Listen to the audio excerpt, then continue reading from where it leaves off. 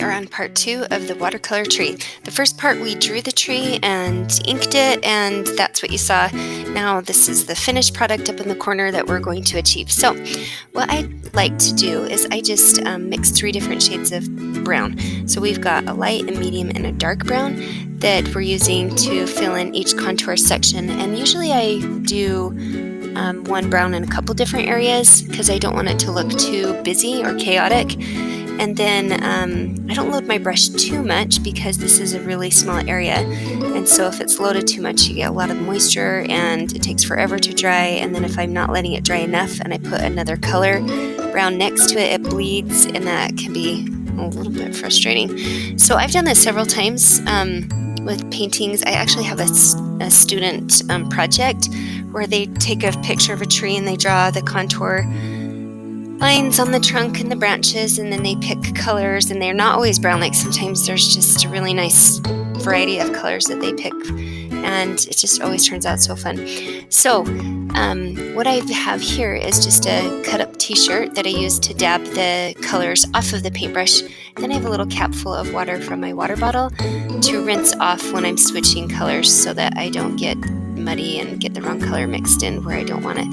And this is a watercolor pen with the water in the handle. To be honest, I'm not using it. I forget to squeeze the water out. I'm just too old school and I keep dipping the water in. So we'll see. Someday I'll figure it out. And then again, once I switch onto the green of the tree leaves, I do the same. I like 3 different colors of green and 3 different tones. So I've got a light, medium, and dark. And then I'm dipping into my palette and adding different colors as I go as well. But it's nice to have, because this is I would say dusk time of night picture that I'm trying to create the colors. So I do cooler greens and a little bit of the warmer lime green on top. And then when I'm painting the hillside, I want it to be lighter because I don't want it to look identical to the leaves in the branches. So I do just that light lime color. And then I'm going to switch over and mix colors for the sky. So I wasn't sure exactly what I wanted to do. At first I was thinking a really pale blue, but then I didn't like that contrast. It was too wimpy, and so then I start mixing some darker blues and going in so it's like dark to light, fade, and I love how it turned out with the different layers, and you can see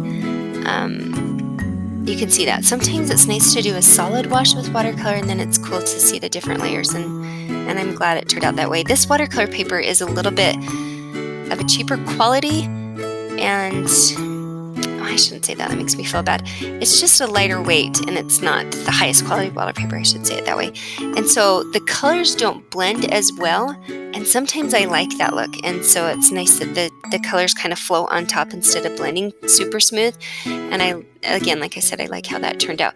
What would be nice is to salt the sky so you get that nice bleeding salt starry sky look, but I tried it with a smaller card paper. It just didn't work.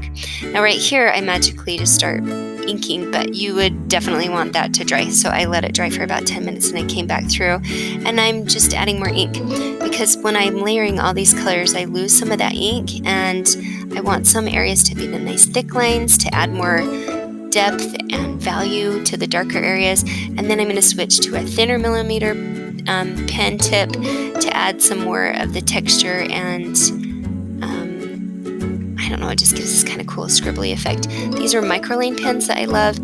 This pen that I'm using now is a white gel pen that one of my students introduced me to, so I'm creating the star look since I couldn't add the salt. And I could water down some white acrylic and flick that as well, but I didn't have any acrylic with me when I was doing this paint, so this worked just great. And then I think, what am I doing? I can't remember right here. I'm going to add some more color. This is exciting. Oh, you know what? You guys, I forgot I did flick the white paint. I did this painting a month ago, and I'm just getting to the tutorial, so that worked nice.